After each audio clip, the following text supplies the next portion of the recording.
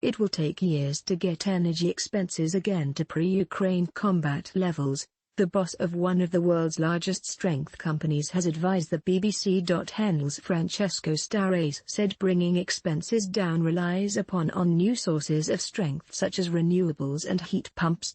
Governments throughout Europe are spending billions helping enterprise and households manage to pay for electricity bills.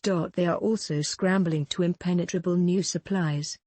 Mr. Starese said the company, which produces and distributes electrical energy and gas, tried to guard its 20 million European customers from energy market volatility this year. It did its first class to stick to the fixed price contracts it had agreed. He said. Breaking customer have confidence would inflict higher damage on the association than a hit on 1 year's results.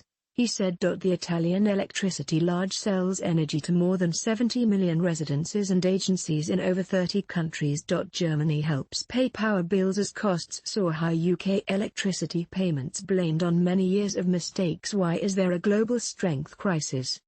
But Enel is planning to depart many of those nations as it focuses on renewable strength and turning into carbon neutral by 2040. It also wants to cut its huge money owed of around $63 billion, £52 billion. It is investing closely in making photovoltaic panels as it expands an present manufacturing unit in Sicily and builds a new one in the US.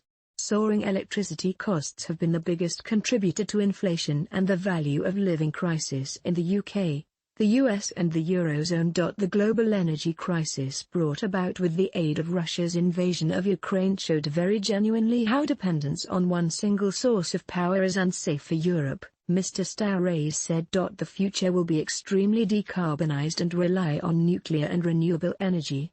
He said. However, that shift to renewables also has risks.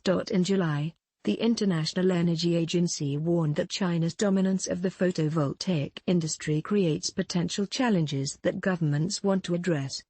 Mr. Starese said the West has been over-reliant on China for renewables and other goods. Some rebalancing wants to be occurring due to the fact it is unhealthy, he said, when requested about geopolitical tensions interfering with energy supplies.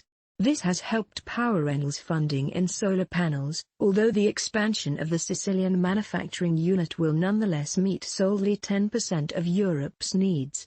He said.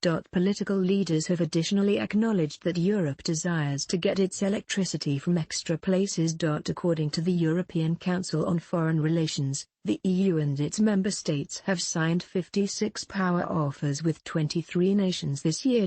Among the trendy used to be a 15-year deal for Germany to get liquefied herbal gasoline, LNG, from Qatar through a contract with ConocoPhillips. Norway is additionally boosting natural gas production, and the world's biggest producer, the US, has been pumping out record amounts. This ability the probabilities of Europe repeating its dependence on Russia with every other United States are quite low, in accordance to Megan Richards, a former director of energy policy at the European Commission.